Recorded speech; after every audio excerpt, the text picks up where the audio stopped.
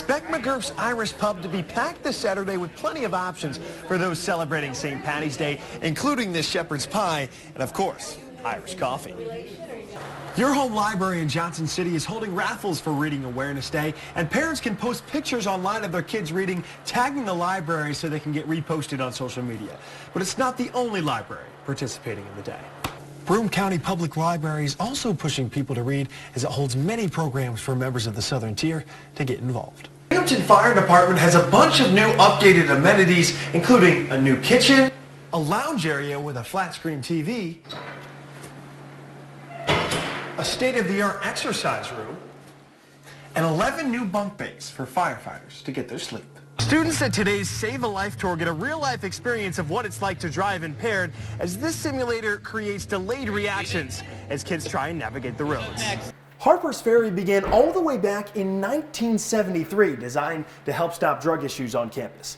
This year marks its 50th anniversary, and the current students make sure to carry on the legacy that was built before them. It may be empty at Marabito Stadium, but once the games begin this evening and fans start to flock in, they'll also stop by Dorenzo's Bakery and Deli, which has been around for 119 years.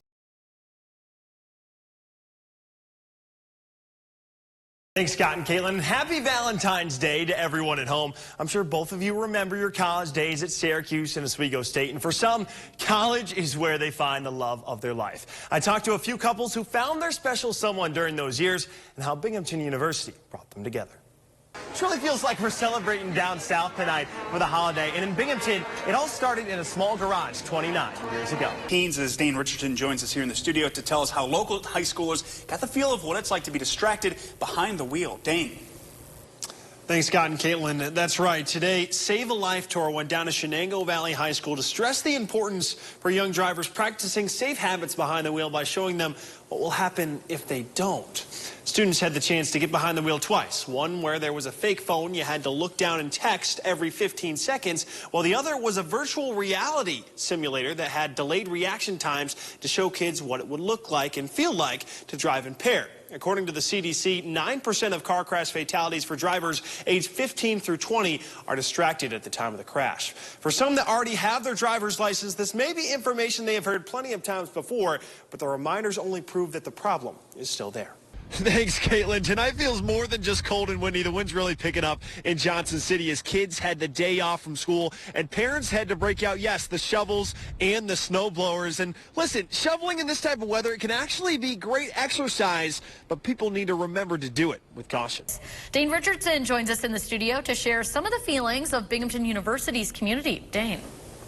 Thanks, Caitlin. It flew somewhat under the radar early this morning as the current U.S. president aims to stay in charge of the nation through 2028. I traveled down to Binghamton University this afternoon and got the perspective of the young educated population as well as some experts on the matter. Mind you, Biden won 60% of the college-educated votes back when he beat Donald Trump in 2020. But after talking to students and faculty, there seems to be a looming issue that is literally and figuratively an age-old problem.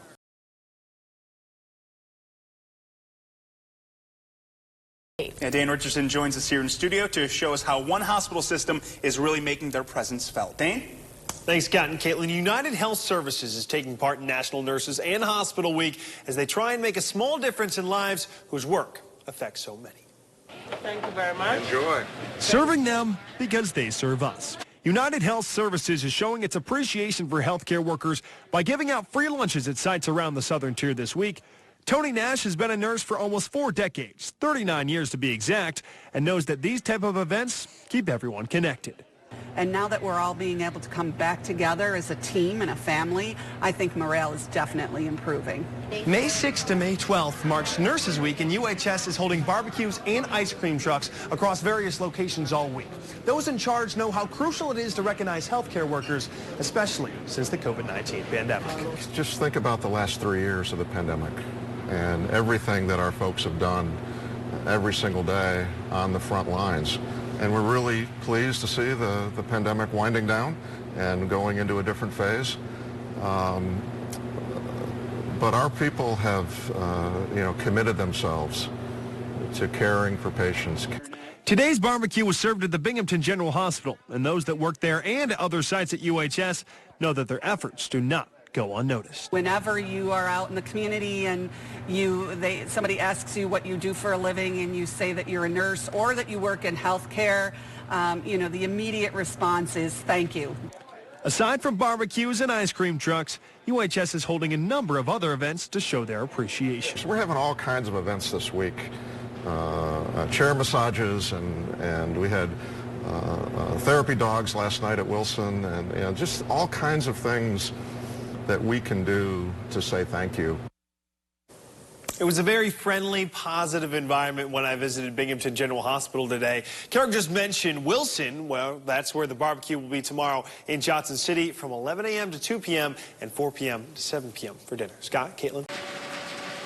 At Greek Peak Ski Mountain and Resort, it's been a warm winter. This week marks President's Week at Greek Peak, and for many skiers, they're just happy to be there. I had a disappointing winter. It's been kind of sad for all of us. So it's just great to be out here. The lines are very short, and obviously they had the ability to make the snow. So it was just great to get out here and just great to get that last inch of skiing in. Many kids have time off this week, and even for some lifetime skiers, Greek Peak is new to them. Actually, this is my first time here, and I loved it. It was epic. Had the best day. It was awesome. This year marks the fourth warmest winter in the southern tier since 1951, but it hasn't really mattered at Greek Peak because they spent $1.3 million on artificial snow infrastructure. The key thing is that we, invested $1.3 million into the snowmaking infrastructure in the off-season, and as a result of that, we've been able to maintain a good pack out there for our guests. Greek Peak expects more families to flock in to wrap up President's Week and hopes to provide over 100 days of winter to the public. We're on track, for 100 ski days this year. Last year we had 106.